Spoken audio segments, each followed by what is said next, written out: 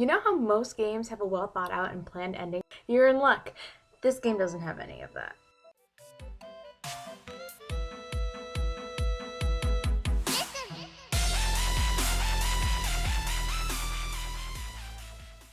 Hello, Daily Crazers, and welcome back. My name's BatmAnna, and I'd like to introduce you to a little thing that I call the Thursday Review.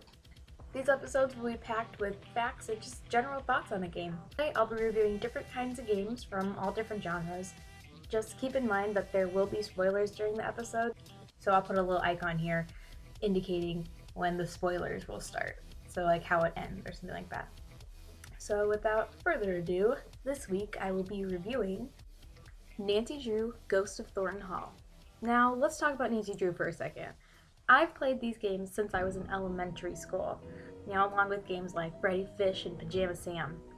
Her Interactive was established in 1995, and they've been outputting a Nancy Drew game every single year since then. You play as Nancy Drew, who's 18 years old, and I don't know how she's been 18 since 1995, but whatever. But it's a point-and-click adventure game, and you go around solving some kind of mystery. They're doing different kinds of puzzles and talking to people and figuring things out. I'm one person that really loves story games and mystery and puzzle games, so these are why I've stuck with these games all these years. I have liked pretty much every single Nancy Drew game except for this one.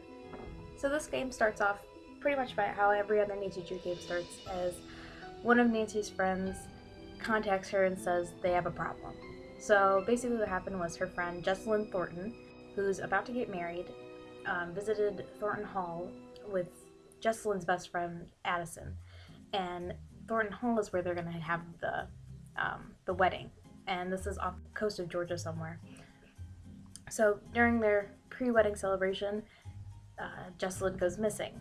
These characters in the game seem pretty promising, and the story actually sounds creepy.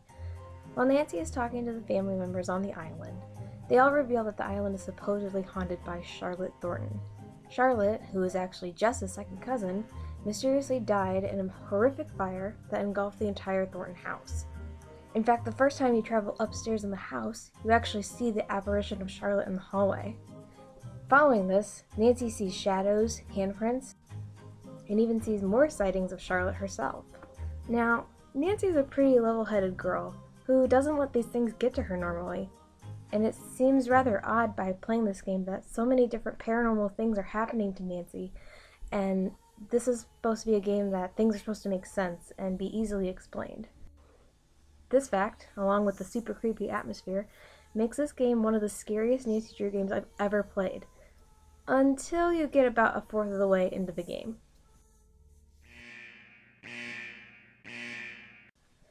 While investigating what happened on the night of Jess's disappearance, Nancy discovers that not all things were well in the Thornton family before she vanished. Her mother, Clara, is known as a very cold woman.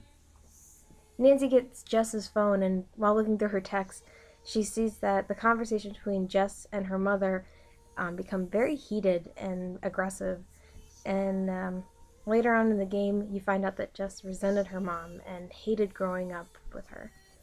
Along with this fact, Nancy finds out that Jess has some major doubts about her soon-to-be fiancé, Colton. Even when you first meet Colton, he doesn't seem too shaken up about the disappearance. He just figures that Jess has run away with some pre-wedding jitters. And about halfway through the game, Colton reveals that he was once in love with a woman named Lexi. However, Colton's parents and Clara chased Lexi away and pushed Colton and Jess together. So the wedding doesn't seem so perfect after all, and they don't really seem like they're in love that much. But this girl Lexi comes up a couple other times. By this time, Nancy has seen the ghost of Charlotte Thornton a lot of times, and not just in the main house. She's seen her pretty much all over the entire island. Like I mentioned before, about a quarter of the way into the game, Nancy receives a note to meet with Charlotte.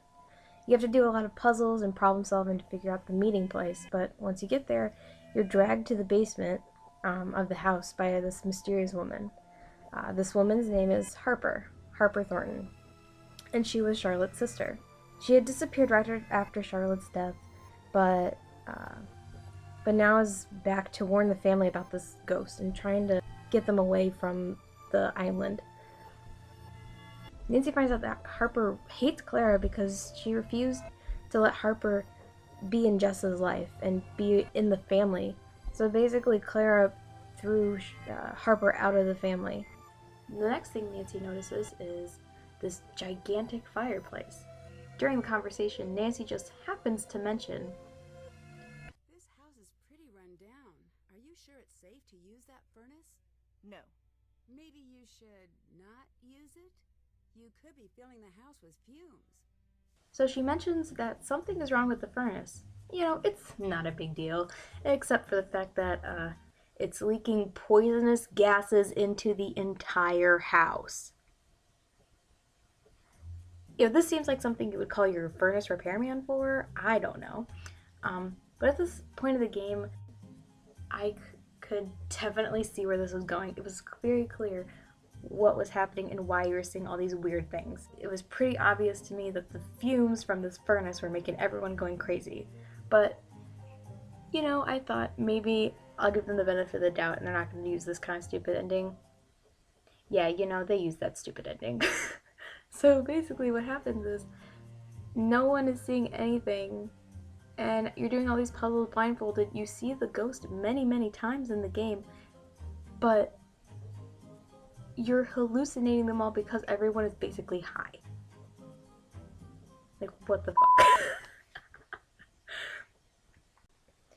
So after this conversation, you meet Jess down in the basement while all this is happening, and you find out that she, in fact, does hate Clara. She wants to be with Harper, wants to know more about her, and doesn't want to marry Colton. She just doesn't think that it's a good marriage, or it's going to be a good marriage. Nancy walks around, talks to more people, does some more puzzles, and eventually the house just catches on fire. Okay. The house is on fire, you go in the basement, and you see Harper and Jess there. This game actually has 3 different endings, and the first one is really bad. I'll show you a clip right now. And yes, this ending is not a joke, and I'm not making this up. This is actually what happens in the game. "Nancy, help! What's the matter?" It's Harper. She's in bad shape. I can't carry her. "There's no time to help. Sorry."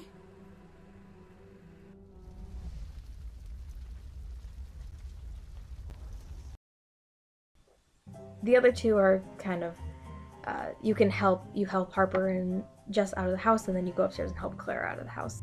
Basically, right after that, you go and Nancy says, which I thought about halfway through the game, was that it was these poisonous gases leaking from the house from this furnace that are making everyone hallucinate things. So it doesn't make any sense to me. This is supposed to be a Nancy Drew game. This is supposed to be one that you're supposed to make sense and things are supposed to happen. I mean, I guess it does make sense that that it's not a real ghost. But okay, what about the times where she's out in the, graveyard and she sees weird things, or she's out on the front porch and sees weird things, or in a completely different building and sees weird things? I don't think poisonous gases are leaking all the way throughout this whole entire island. If it is, then they've got some real bad pollution on their hands. If the game would have ended in something more along the lines of, yes, it was you could explain it, but there was also some other kind of creepy thing happening, or maybe even a different ending altogether without the toxic fume thing. Other than that, I thought this game was actually really creepy and really scary, which is what I liked about it. And I thought of course, the game mechanics are fine and the puzzles are really good. I just thought the story was pretty dumb, and I was really disappointed after finishing this game.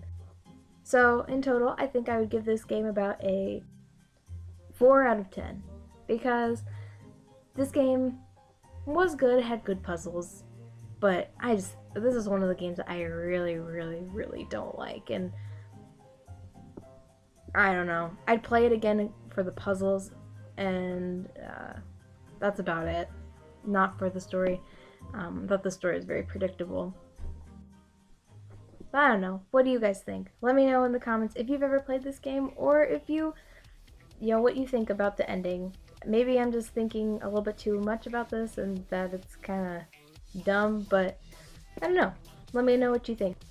Thank you for watching the Thursday review here on the Daily Craze. My name's BatmAnna, and I'll see you guys again in 2 more weeks.